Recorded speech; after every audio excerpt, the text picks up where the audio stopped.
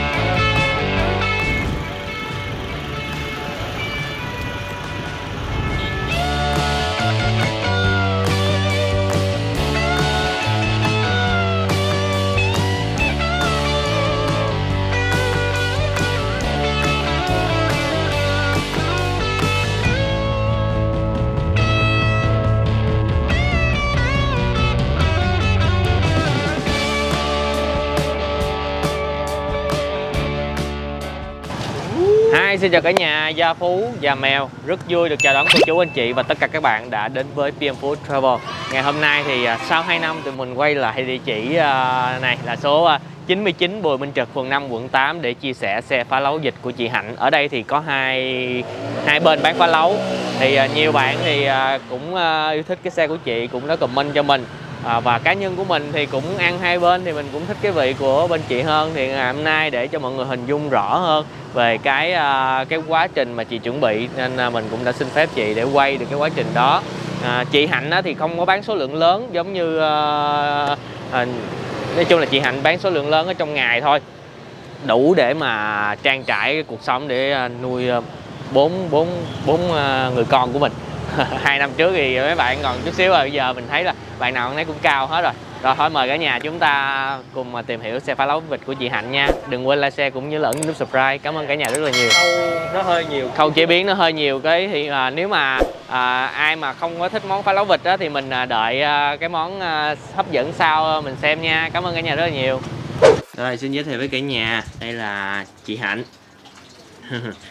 Chị Hạnh chào mọi người cái nè. Chào mọi người. Thì cũng nhiều bạn cũng có comment kêu em hoành lại quay chị, thì ngày hôm nay cũng qua xin phép chị và anh Nhã là quay được cái công đoạn là chuẩn bị ngay từ lúc đầu để cho mọi người thấy cái món phá lấu vịt này như thế nào. Rồi bây giờ chắc là chị Hạnh chia sẻ với em một chút xíu mà mình đang làm cái gì vậy chị? Dạ đây là phèo vịt. Phèo vịt. Dạ mình đang làm phèo. Là mình làm cái gì chị? Phèo này mình làm chọt như này chứ đừng có cát, mình làm nấu phá lấu á. Là mình cắt đôi nó ra để mình rửa bên trong. Đúng rồi, chứ đừng có cát nè. Vậy lúc nó cát trong đây nè. Giống như con phèo này mình tước gì nè, nó không có cát. Nè chọt như này nó không có cát. Lúc nó cát cái chổng rồi nó lông vịt rồi mới la. Mình chọt gì là nó không có cát luôn, nó sạch luôn. Đó, không phải nó không có bị cát. Thì nãy cái nước nó trong đó nha, đổ nước trà mới vô là tự nó lên vậy đó. Những cái phèo, những cái ấy trong cái phèo á, nó làm đục cái nước. Nè, rửa cho em quay kỹ nè. Đó, chọt kỹ nè, làm kỹ nó không bị. Còn nếu mà mình vuốt như vậy đúng không nè, nếu mình cầm con phèo mình vuốt vậy nè. Đó, này là đó. Vậy là con phèo nó không có, nhiều lúc nó còn lông vịt ở trong đây vậy kia nó nhám. Còn nếu mình làm kỹ như vậy là mình chọt thì nó không có bị cát. Đó. Vậy là chọt như nè. Đó. Cắt đôi ra luôn, rửa bên trong. Nó không có bị cát, nó không có bị lông vịt.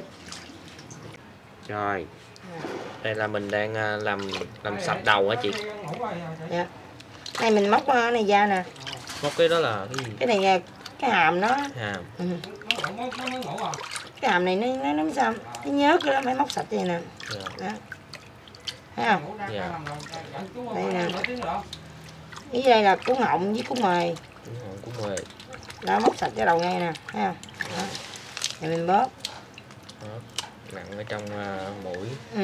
Cho muỗng nó ra đó. Nhớt nó ra rồi á, để nó nhớt mà. Tại vì cái đầu này nó không làm sạch, nó dơ. Rồi, tới mề vịt nè cả nhà. Cái lớp vàng vàng đó là gì chị? Cái sắc mề á. Sắc mề. Mình chọi cho nó sạch như nè. Bỏ luôn. Còn lớp ngoài lớp mỡ. Lớp mỡ bỏ luôn.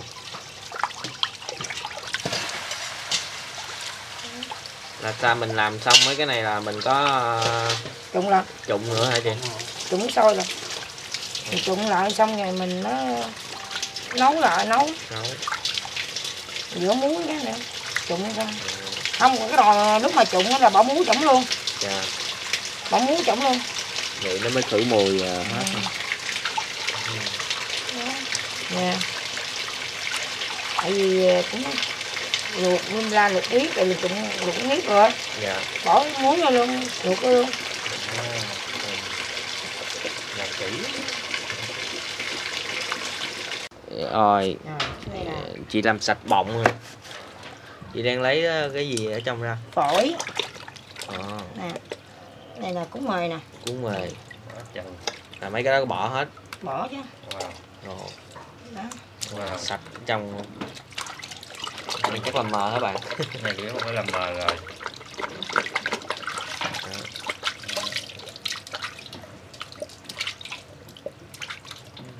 Cái này là mình quay cái khâu thôi. Chút xíu nữa mình quay kỹ cái chính cái trụng rồi. Nhìn cho kỹ. Mình lấy mà không sạch thì nó sẽ hôi hả chị? Không có dùng cái gì, không có, cái này phải lấy sạch nha. Dạ. Nó nhìn nó dơ lắm. Dạ. Nè đó. Tại vì bọng này nó có phè cuốn họng nè với phổi gì, cuốn mời gì lúc cuốn mời dịch vậy nè. Dạ. Đó. Giống như lòng người ta móc cồn sốt cuốn mời đó. Rồi, lúc bọng nó nằm trong đây nè. Dạ. Nó nằm không có phổi mẹ móc ra. Rồi, công đoạn làm neo cho vịt cả nhà ơi. Đây. Coi như phải cắt bỏ móng hết. Đúng rồi, bỏ móng hết. Tại vì chuyện này nó móng.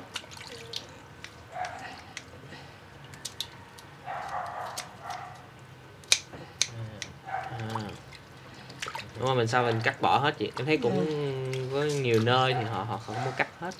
Không, cái nói chung nhà chân vịt chân gà là phải cắt móng. Dạ. Cho nó sạch. Tại vì mình bán cho người ta ăn không cắt móng kỳ lắm. Dạ. Bán Móng.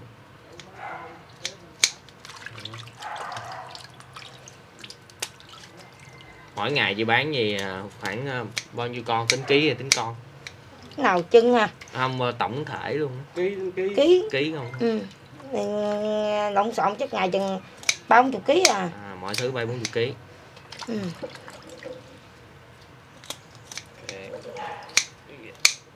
Đây là trước khi nấu là trụng hết tất cả luôn đúng không anh? Trụng bọng nè, đầu nè. Cái này nước có nước muối chưa anh? Chưa đúng không?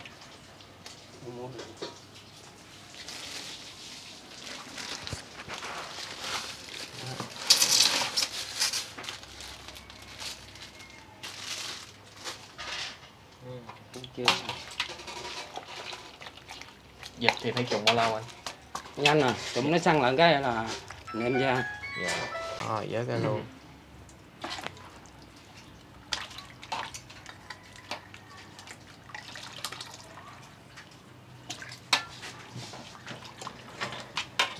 Anh gấp lên để yên cho. Là bọng là phải lấy phổi sạch. Lấy phổi sạch xong rồi trụng. Rồi Đầu cũng vậy luôn. Lấy hết chất dơ tạp chất.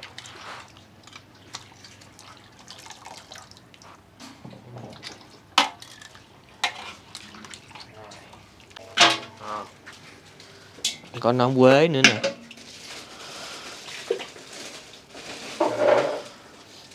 Quế với lại đại hồi.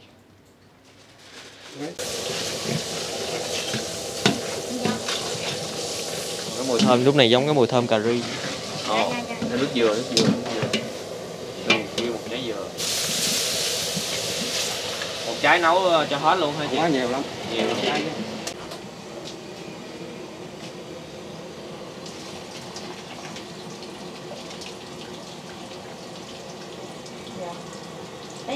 Để chút chiều nữa không chị? Chiều điện nữa không? Nước tương.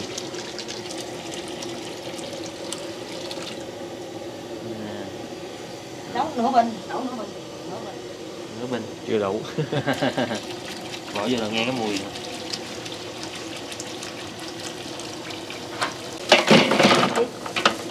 Đường vàng.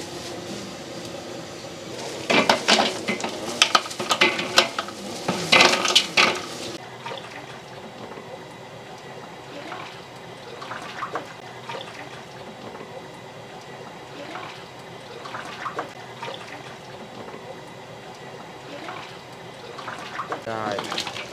Đó. Để cái nước này có muối trụng á. Trụng thôi. Trụng từng cái luôn. Đó, sau khi là được làm neo là chân vịt trụng.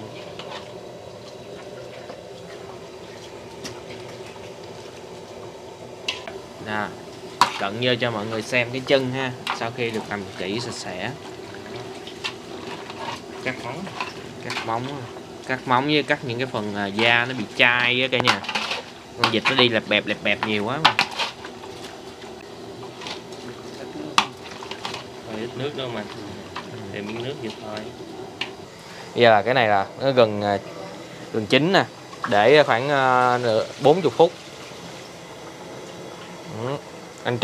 Anh nấu riêng từng cái. Cái này là đầu không à? Đầu. Đây, chuẩn bị này tiếp theo nè. Xong đầu là nấu tới cái khác. Gừng.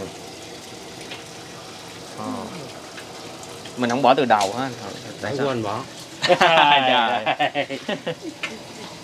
Là mình tự có bí kíp gì. Bây giờ là vớt ra được chưa anh? Nhớ ra. Vớt ra luôn.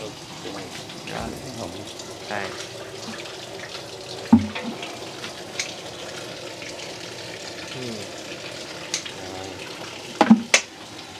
Mày đó. Bạn thấy cái mùi sao bạn? Mùi giống mùi cà ri.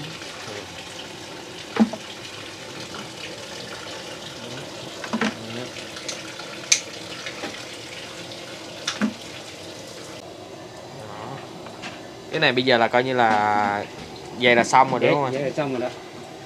Mình chỉ coi như để rồi tới trưa bắt đầu đem ra bán. Rồi, tới bọng.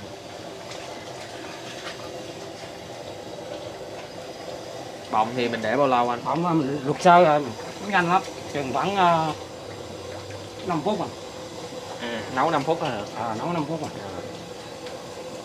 à. Để bọng mong em. Thích ăn quá ha anh. Em thấy nó cũng không có còn nhiều thịt nữa. Nhưng mà có người ta thích.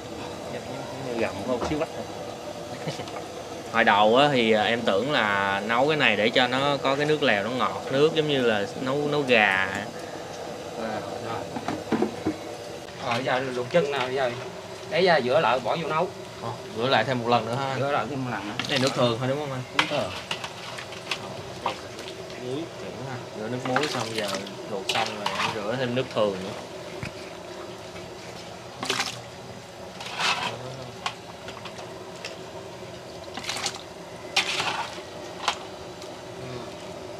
Em lúc là còn một muỗng được Một giá đầy lên cái này đó, em để yên luôn nè. Đó. Rồi. Ủa, cái hai con vịt này là sao chị Hạnh? Này mình nhổ lông sạch á, mình trụng sơ là mình nấu bán phá lấu luôn. Cũng bán phá lấu luôn hả? Nhưng mà chỉ bán có 2 con hả vậy? Bán 2 con à. Vậy là coi như là về nhưng mà về thịt đó thì là chỉ có 2 con thôi. Thì chị sẽ cắt chặt ra. Chặt ra làm 4. Bán thịt thôi đúng không? Dạ, thịt. Rồi. Đây đảo cho đều nè. Chín lên. Bọng khoảng có 20 cái không anh? Nhiều lắm. Nhiều. Khoảng 5-60 cái. 50-60 cái bọng. Nấu nồi hết còn đẳng này chưa nấu. Mà nấu sau này nấu vang trước không?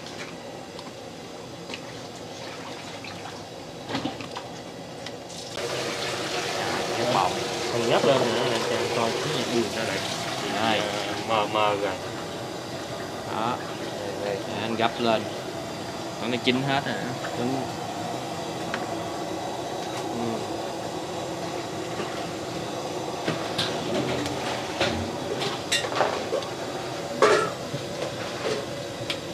Cái bọng này là anh bán lẻ là bao nhiêu? 10.000 đồng cái. 10.000 một cái bọng. Đúng hiểu những người mà ăn nhậu không? Mua cái bọng này 10.000. Nhậu hết chai. Ghê rồi. Gắp lên thêm cái nữa cho em quay nha. Đó, anh chỉ Nguyên là anh xoay xíu. Bây giờ cái phần cổ nó vẫn còn thịt. Rồi, tới chân.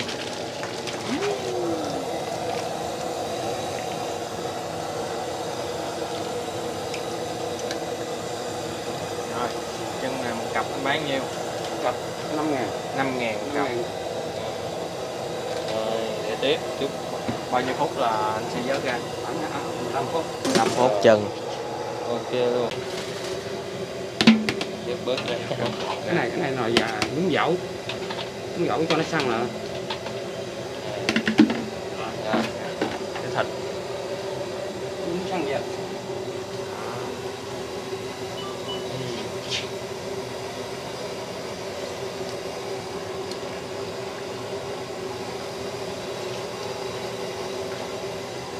Cái này có 2 con nữa, có hạn ha.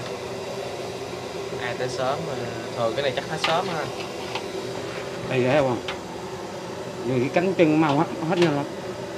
Người ta thường mua cánh chân nhiều hơn. Cái xương á, nó phải Ngộ quá ha. Gặm rồi thấy gặm. đúng sơ. Bỏ qua chữa lại. Bỏ qua rửa lại.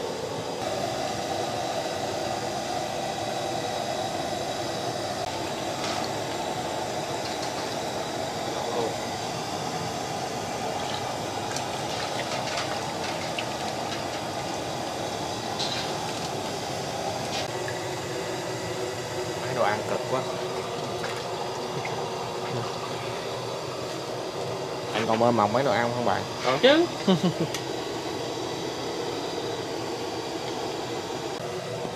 phải, cũng nó sôi luôn. Ngoài luôn. Thì không phải cũng sơ hết. Trụng sơ. Cho là mỗi một cái là anh đều trụng. Rồi có cái thì rửa thêm nước thường nữa. Rồi mới vô nấu. Làm rất là kỹ. Có huyết nếp nè. Huyết nếp là người ta bán anh mua về hả? Đúng rồi. Nó chỉ khó làm thôi. Ở đầu Dễ làm. dễ làm. Anh gấp lên cho coi thử nha. Nó là gạo với lại huyết. Nếp với Nếp. máu tiết á. Dạ. Huyết.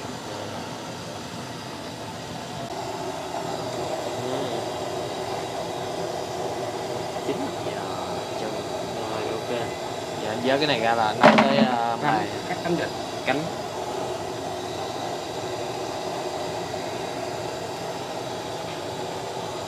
Nên.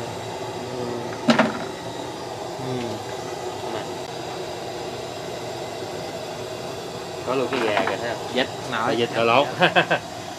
Nguyên con. thịt nguyên con chặt làm tư. Lên gấp lên cho em coi thử nha. Đây này. Úp vịt. Ức vịt. Đùi vịt. Rồi nè. Đó. Ok luôn. Cánh luôn. Cánh là cũng bán cặp ha anh? Cặp. Nhiêu cặp anh? 10.000 cặp. 10.000 cặp cánh. Chân thì 5.000.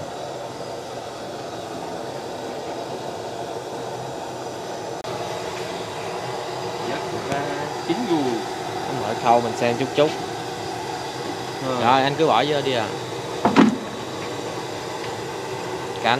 Cánh xong tới gì anh? Phèo. Phèo.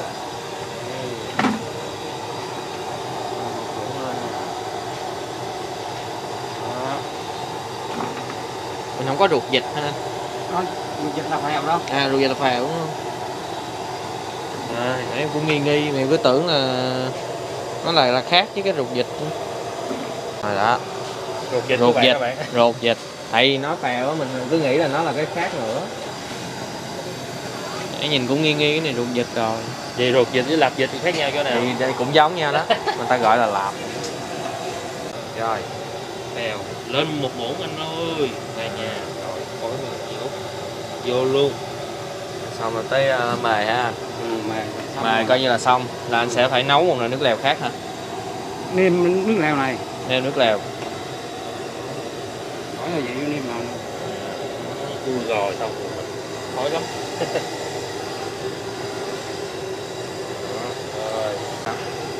Mua nhiều bán nhiêu mà 10.000 20.000 mua À. một gấp được. Này có 10.000 20.000. Mua nhiều bán nhiêu thì. Giờ là chị Hạnh chất lên cái nồi này là chị mình bưng ra ngoài luôn hả chị? Dạ đúng rồi, dọn cho bán.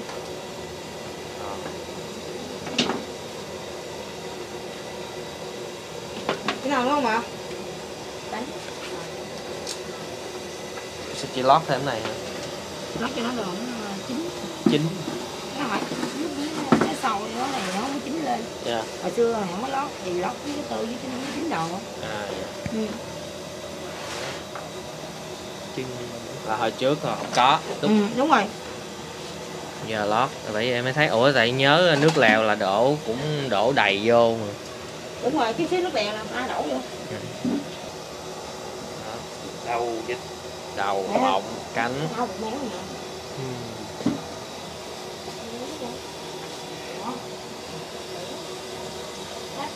Bây giờ để đầy lên hết cái này luôn. Thập cẩm.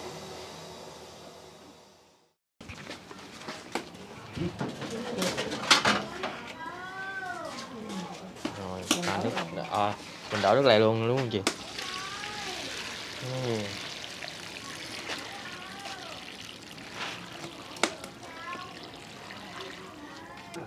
À, cái này trứng ngoài thôi. Chừng ngoài.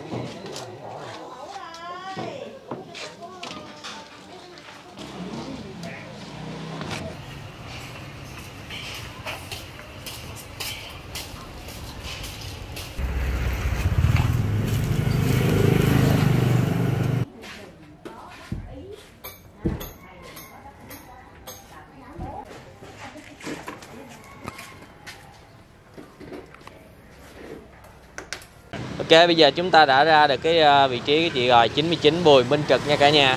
Thì chắc là nhờ chị Hạnh chia sẻ kỹ một tí xíu là coi như là mấy giờ là chính thức chị ra đây? Dạ 1:30. 1:30. Dạ. Chị bán tới mấy giờ thì chị dọn? Tới tầm cỡ 8 mấy 9 giờ. 8 mấy 9 giờ tối. Ừ.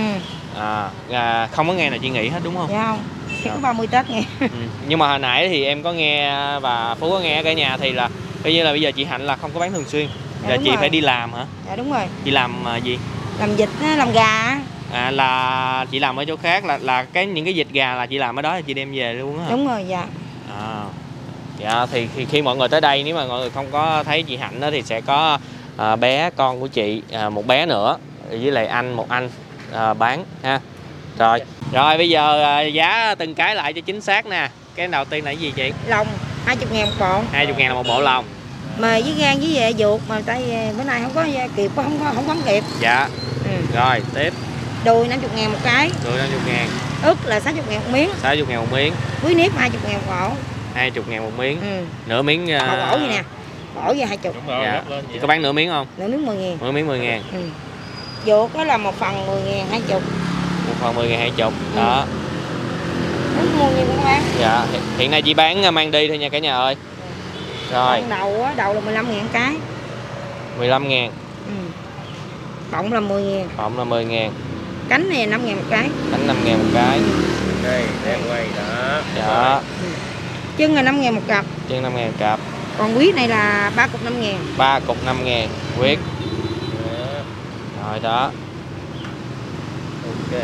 Đó, cái hũ nước mắm này mình xem hũ nước mắm luôn cho nó hấp dẫn. Rồi, nhà chị múc cái hũ nước mắm lên luôn. Hồi sớm không có quay được cảnh chị nấu nước mắm. Nước mắm trong đây là gừng, tỏi, Nước mắm về chanh với tắc chứ. đắt rồi củ hành.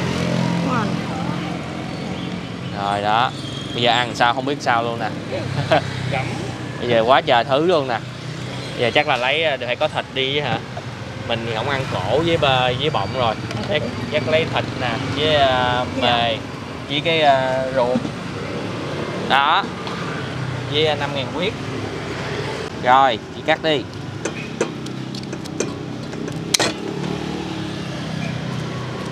Trước giờ coi như là 2 năm trước em quay đến giờ là chị làm bán vậy là có cái gì thay đổi không chị? Dạ có, giờ nó khác hơn chứ. Là khác gì? À, chứ mà mình nấu nước nó khác hơn. Nấu nước khác hơn hả? hồi đó khác giờ khác. Khác nhau về cái cái vị. Đúng rồi.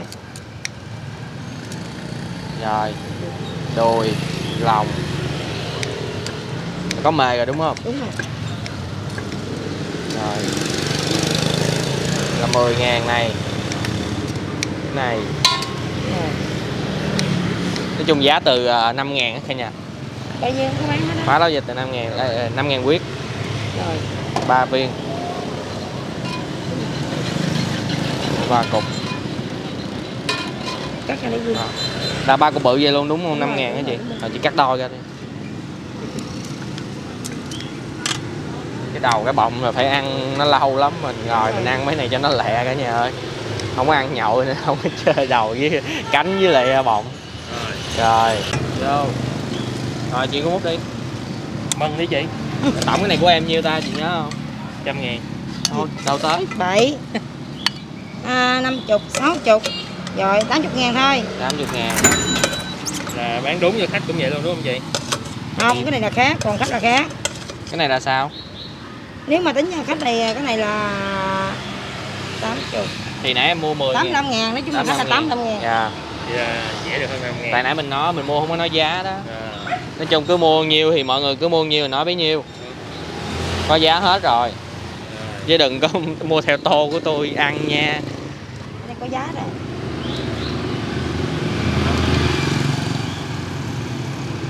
Tiêu đề giá sẽ là từ 5.000. Tại chân có 5.000 à. Rồi. Đó.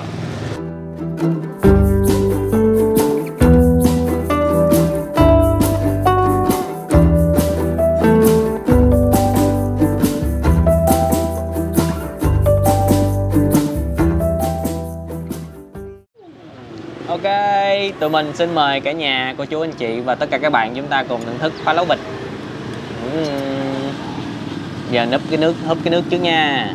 Đây. Ồ.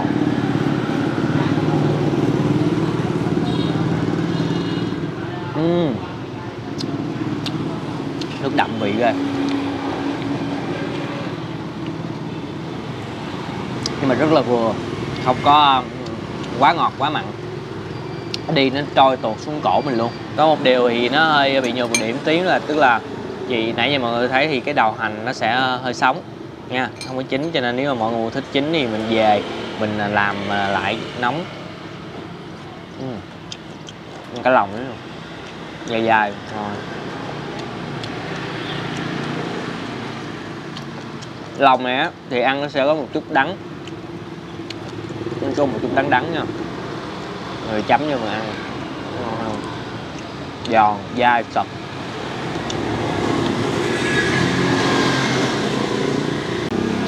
Mềm, mềm à.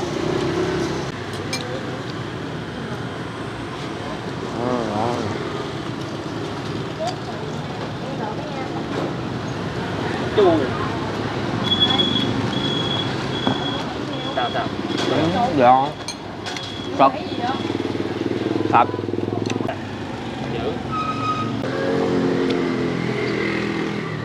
Từ nha, đói quá cả nhà ơi, một miếng nước vô để chấm bánh mì ăn cả nhà.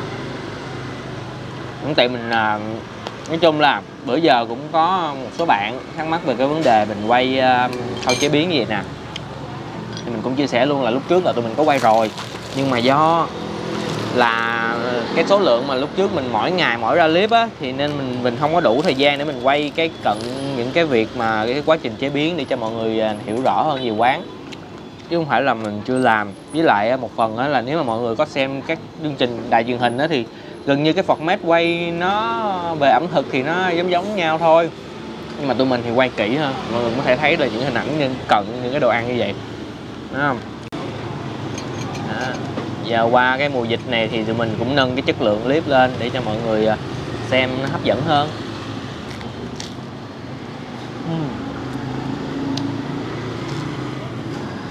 Thấm nha, không có bị lạc, quyết nha cả nhà. Rồi. Quyết thì phải ăn với nước mắm rồi, nó ngon không? Ăn xong cái miếng này đã.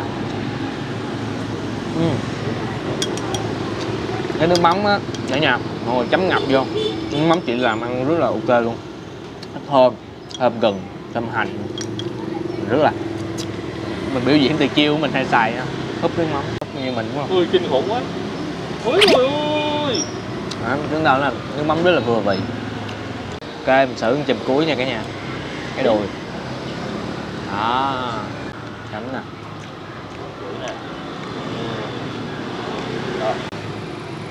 Trời ơi. What? Bay màu cái đùi nhanh thế. Thịt cũng cắt nữa nha, chứ không có phải là dạng bở đâu. Ok, thêm một miếng rồi húp miếng nước, chấm. Nói chung ăn sẽ giống như cà ri vậy đó nha, mình đã thưởng thức. Còn các bạn ai thưởng thức rồi comment ở phía dưới nha. Ok, xong ngày hôm nay gửi đến món phá lấu vịt cho những ai gọi là ăn nhậu hay là thích cái món vịt, một cái clip hấp dẫn để gửi đến cả nhà. Cả nhà cũng có thể thấy rồi đó, tuy là một cái xe nhỏ vỉa hè thôi, không có quy mô hàng quán, nhưng mà về cái quy trình chuẩn bị thì anh chị chuẩn bị cũng rất là công phu, đầy đủ các bước để làm sạch cái món ăn để mà đem bán ra. Đó, thì mà đôi khi mình thấy có nhiều bạn chê những cái món ăn vỉa hè thì mọi người cũng phải thông cảm, chứ đâu phải là ai cũng có tiền, ai cũng có vốn để mà mở một cái nơi bự đâu, người ta cũng đâu có muốn như vậy, người ta phải cái gì cuộc sống mưu sinh thôi.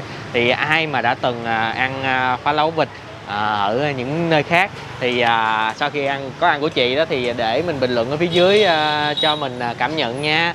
Và ai chưa ăn thì có gì ghé ủng hộ chị để chị có thêm kinh phí để mà lo cho 4 bạn nhỏ ở nhà. Rồi, cảm ơn cả nhà đã dành thời gian xem clip từ nãy đến giờ. Đừng quên một món ăn ngon sẽ ngon hơn nếu chúng ta thưởng thức cùng người thân, bạn bè và chia sẻ nó với tất cả mọi người. Xin chào và hẹn gặp lại cả nhà ở những clip hấp dẫn kế tiếp.